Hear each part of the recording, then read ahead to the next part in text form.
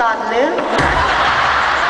Pero Bendita, bakit hindi mo sinama si Roa? Well, she's busy.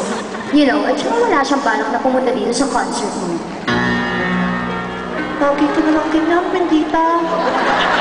Ang sama-sama ng pakiramdam ko, ginaganyan mo pa ako.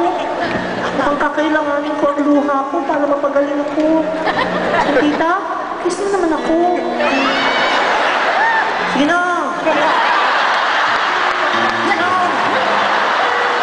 Don't you know that I have something inside me? May tae ka dyan?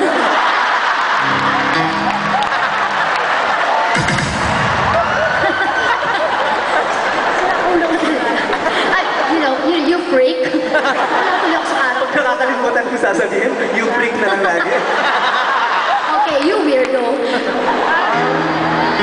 What's in here? Are you pregnant? Of course. How come? Well, what do you mean, how come?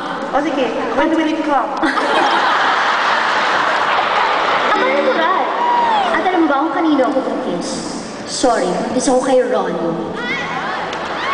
Totoo? Hindi kay Christopher yan. Maruming kumain ka pala eh.